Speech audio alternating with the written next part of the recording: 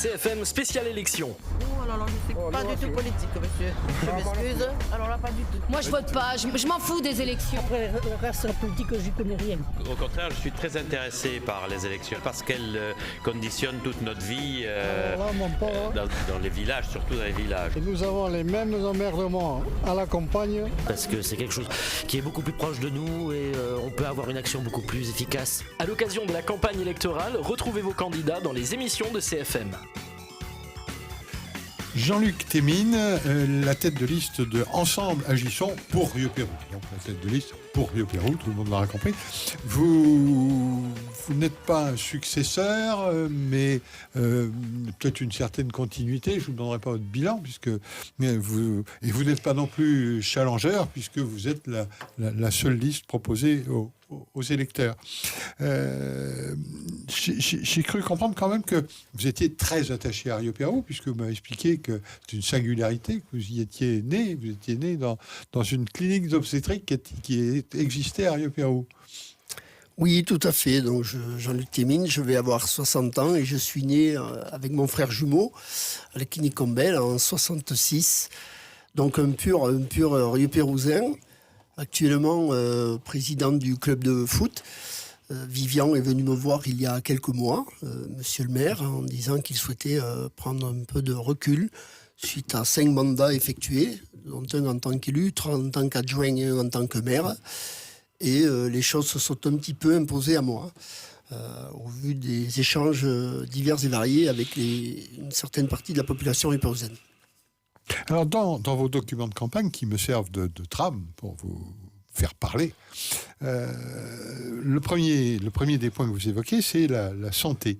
La santé, et vous indiquez, nous faciliterons le développement et l'accompagnement des projets de santé. Oui, bon, vous les faciliterez, vous les accompagnerez, c'est bien, mais enfin, vous ferez comment, où, avec qui Alors aujourd'hui, le village, l'agglomération de Rio-Pérou est doté d'une pharmacie, de cabinets dentaires, de cabinets d'infirmières. Et nous avons 3 médecins, mais nous avons été identifiés comme un territoire déficient sur le domaine des médecins. Donc nous avons, à côté du docteur Collinet, des bâtiments que nous mettrons à disposition des futurs médecins. À disposition gratuitement ? Oui, dans un premier temps, nous inviterons les futurs médecins à venir gratuitement dans ces bâtiments, de façon à pallier à ce déficit. Il est aménagé, c'est fait ? Il est aménagé et prêt à accueillir un futur médecin.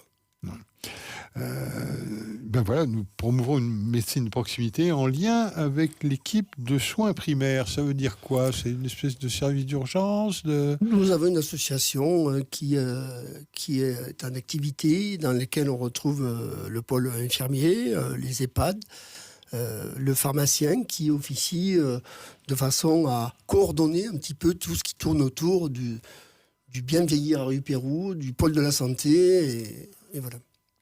Alors, après, on passe bien sûr à l'action économique. Nous renforcerons l'attractivité économique. Ben oui, on renforcera l'attractivité économique, mais vous ferez comment ? Toujours la même question. Comment vous allez rendre Rio-Pérou encore plus attractif économiquement ? Parce que c'est quand même...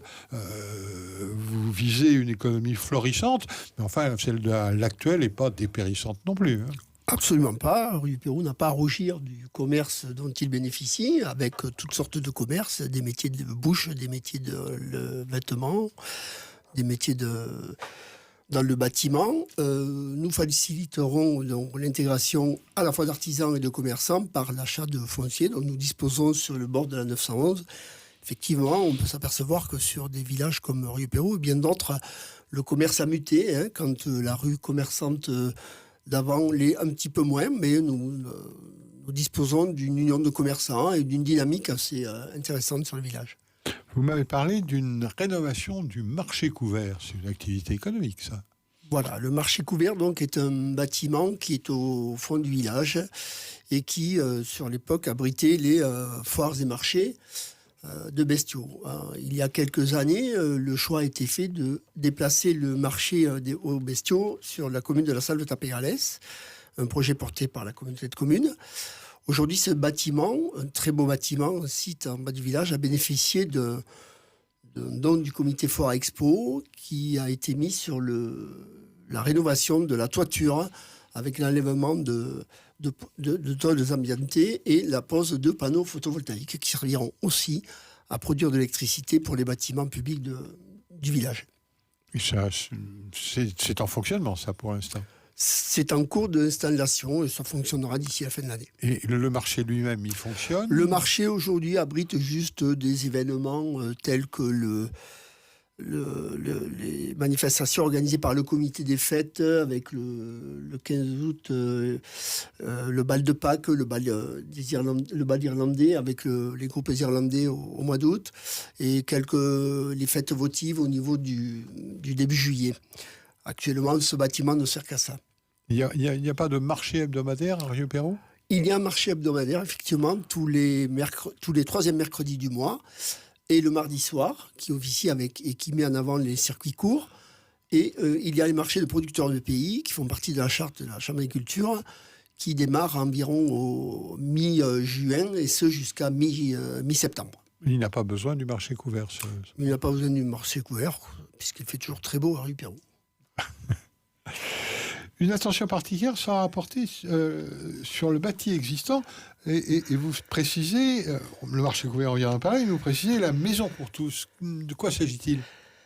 Alors, la maison pour tous est une sorte de salle des fêtes qui est juste à côté du cinéma, du centre culturel, l'espace Gilbert Alauzet, qui aujourd'hui, effectivement, a un peu plus de 30 ans et qui mériterait d'avoir une attention particulière sur la rénovation, le rafraîchissement et les cuisines, qui a aujourd'hui, cet espace sert essentiellement à des lotos, des mariages ou des manifestations, des fêtes de famille. Voilà, l'idée étant de rénover ce bâtiment historique à Rieux-Perrot. C'est une espèce de salle des fêtes. C'est une espèce de salle des fêtes, tout à fait, puisqu'après nous disposons d'un gymnase qui abrite une salle de sport en dessous du gymnase et qui au-dessus donc un terrain de basket qui sert aussi au tennis et à d'autres sports, et donc l'espace Gilbert Alauzet qui est le cinéma, magnifique salle de cinéma. Un programme de mise en conformité, alors ça c'est important, je crois, d'en parler parce que on s'en aperçoit pas, c'est pas très perceptible et ça coûte toujours très cher. Et je vois qu'il y a une mise en conformité des stations d'épuration, plusieurs, et des réseaux d'eau usée garantissant rejet, bien sûr, des effluents, c'est fait pour ça. Mais enfin, il s'agit de quoi? C'est chiffré à combien? Ça va s'étaler sur combien de temps?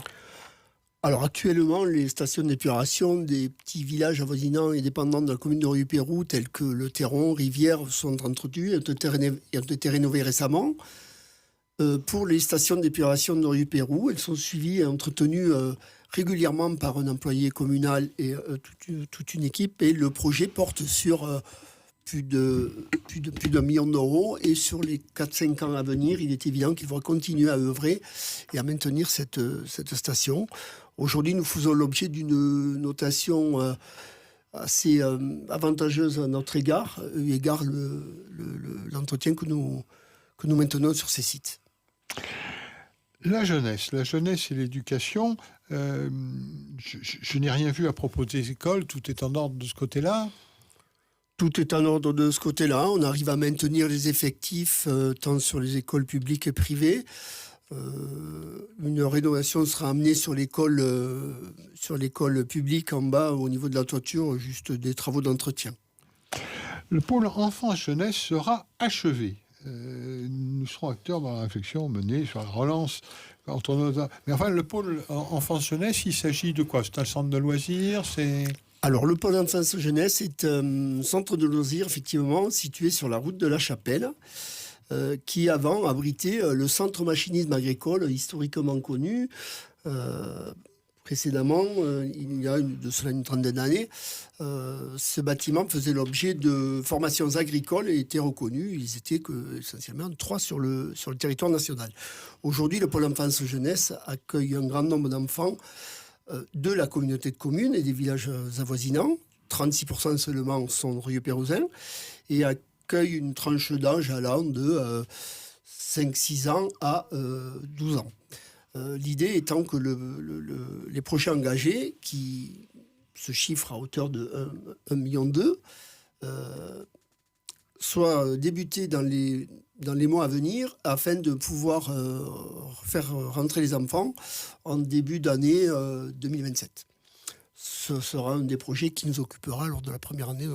Et donc, ils y feront Il va être complètement rénové, charpente, mur, intérieur. Et là, donc, il y a une directrice et 3 salariés.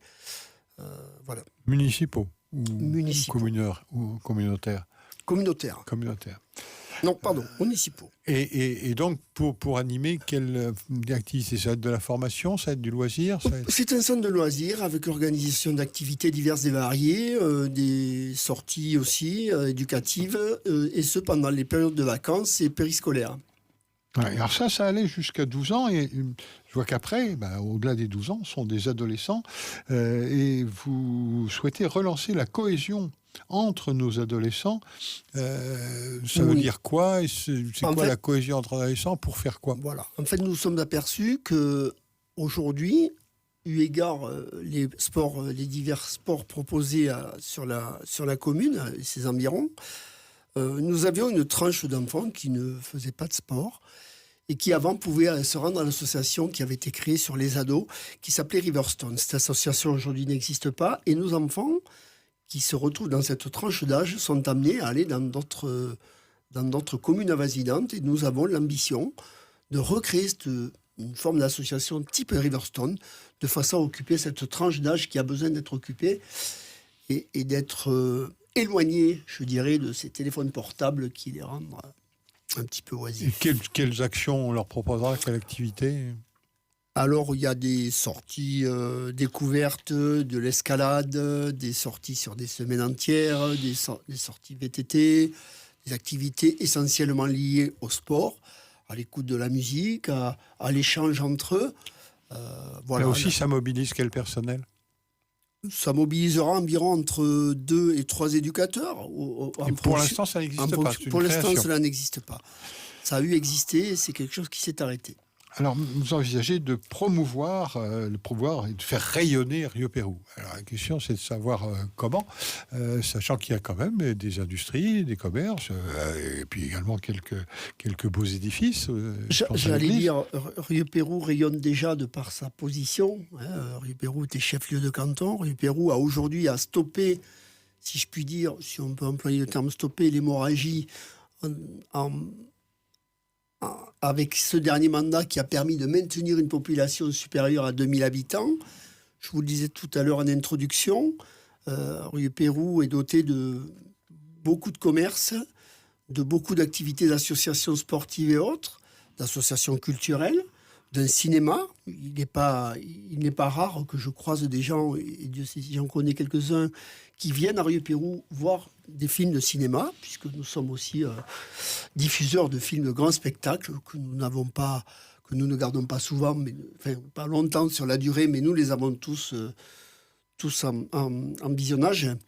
Le club de foot qui rayonne, le club de basket. J'ai cru comprendre que vous étiez particulièrement cher, le club de foot. Oui, je suis actuellement donc président de ce club, mais la particularité de ce club-là, c'est l'école de foot en fait, dont on est très fier, qui est labellisée et qui regroupe tous les enfants des villages de La Bastide, Mabotizac, La Salvetar, Rio-Pérou, Prévenquière. Voilà, donc le rayonnement de Rio-Pérou passera aussi par là. Au-delà vous parlez d'événements culturels, on avait évoqué un certain nombre, déjà des activités culturelles par nature et constantes. Est-ce que vous imaginez des singularités Nous avons aujourd'hui, alors nous faisons partie des Bastides, de l'association des Bastides. Nous avons aussi une association et rencontre à la campagne, qui fait son festival au mois de septembre et qui aujourd'hui n'a plus à faire sa publicité, puisqu'il regroupe un grand nombre d'adhérents et de participants. Voilà, je pense que Rio-Pérou est une ville où il fait bon vivre. Le climat, tel qu'on le décrivait par le passé de ma jeunesse, il était des périodes où on voyait la neige pendant des semaines entières. Aujourd'hui, c'est très rare. Donc, il fait bon vivre à Rio-Pérou. Eh bien, il fait bon vivre. C'est la conclusion du candidat à la mairie, candidat unique, Jean-Luc Thémines, qui est la tête de liste de Ensemble, agissons pour Rio-Pérou. Merci. Merci. écoutez et réécoutez. CFM Villefranche sur cfmradio.fr.